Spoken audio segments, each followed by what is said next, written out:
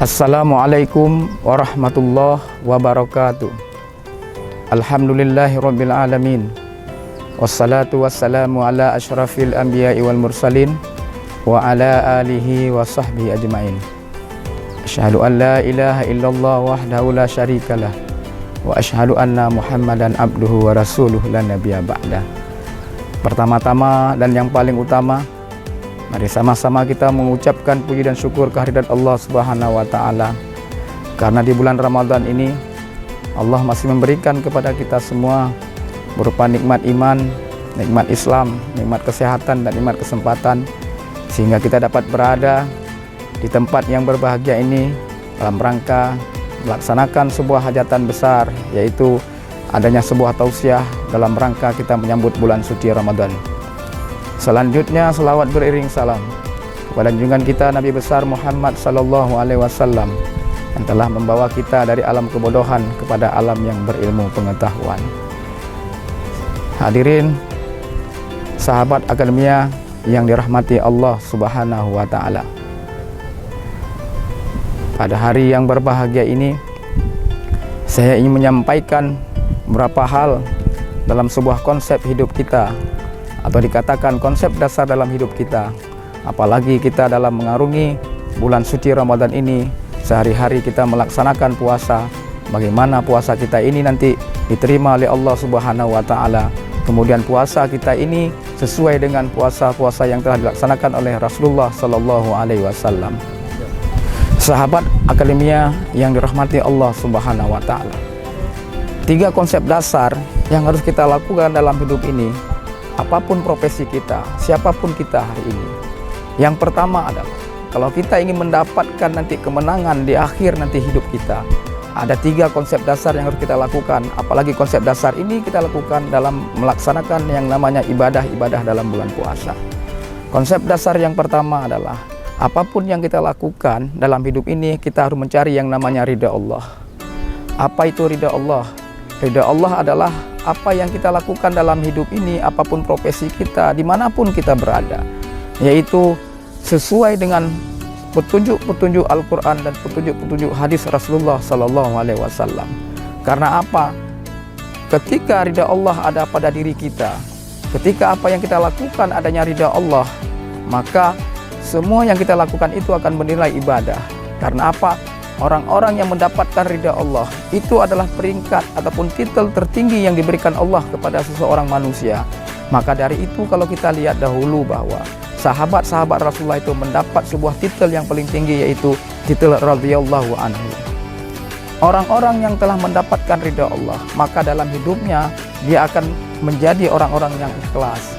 Maka dari itu puasa mengajarkan kepada kita bagaimana kita menjadi orang-orang yang ikhlas dalam hidup ini. Dasarnya dalam sebuah hadis Rasulullah sallallahu alaihi wasallam, ya,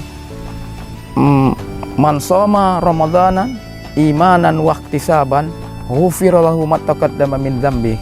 Barang siapa yang berpuasa di bulan Ramadan, ya, dengan iman dan dia ikhlas mengharapkan ridha Allah dan dia bersungguh-sungguh, maka Allah akan mengampuni dosa-dosanya yang telah lalu. Itu yang pertama. Jadi ridha Allah ini akan menghasilkan orang-orang yang ikhlas dalam hidupnya, ya.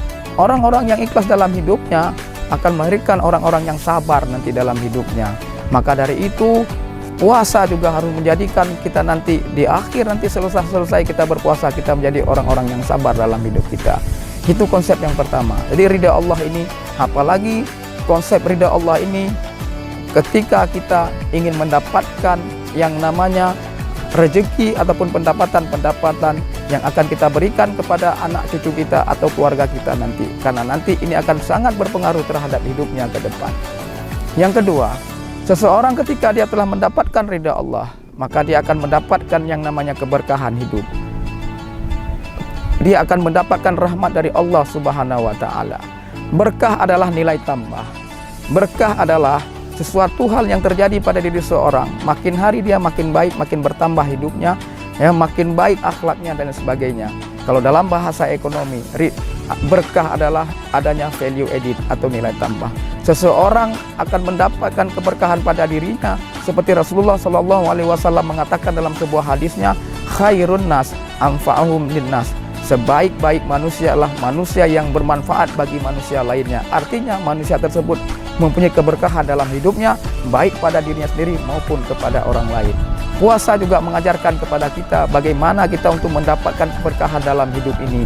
Karena puasa nanti di akhir nanti kita akan melahirkan sesuatu, yaitu menjadi orang-orang yang takwa. Karena apa? Allah mengatakan, wa may yattaqillaha yaj'al lahu makhraja. Apabila seseorang itu bertakwa kepada Allah, Allah akan memberikan solusi dalam hidupnya.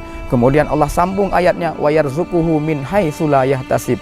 Dan Allah akan memberikan rezeki kepada dia dari jalan yang tidak disangka-sangka. Artinya apa? Ada keberkahan dalam hidupnya. Yang ketiga adalah, yang kita cari dalam hidup ini adalah ketika ridha Allah sudah kita dapatkan, kemudian keberkahan sudah kita dapatkan, maka kita akan mendapatkan yang namanya falah, kemenangan.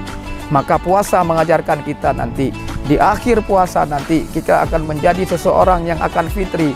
Maka setelah puasa berakhir, maka terjadi yang namanya Idul Fitri. Apa itu Idul Fitri? Kembali kepada fitri. Artinya adalah seperti hadis Rasulullah, man shoma ramadanan imanan wa ihtisaban ghufira lahu ma taqaddamat min dzambi. Barang siapa yang berpuasa di bulan Ramadan dengan iman dan dia bersungguh-sungguh karena ikhlas karena Allah Subhanahu wa taala, karena dia mengharap ridha Allah Subhanahu wa taala, maka dia akan mendapatkan yang namanya Allah akan mengampuni dosa-dosa yang telah lalu. Artinya selesai puasa nanti kita akan kembali fitrah. Artinya apa? Kita kembali kepada Idul Fitri, kembali fitrah seperti anak bayi.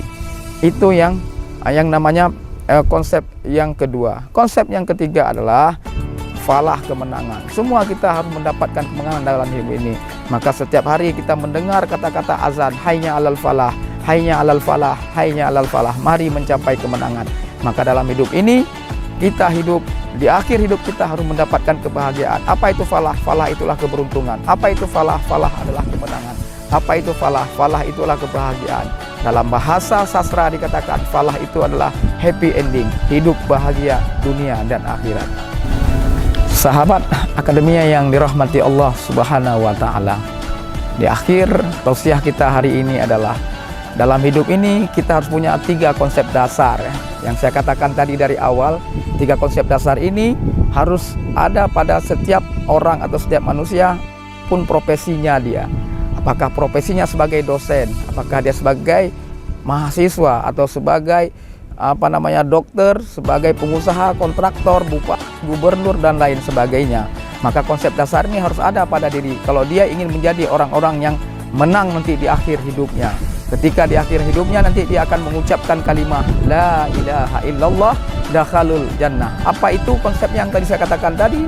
Yaitu yang pertama, apapun yang kita kerjakan kita harus mengharapkan yang namanya ridha Allah.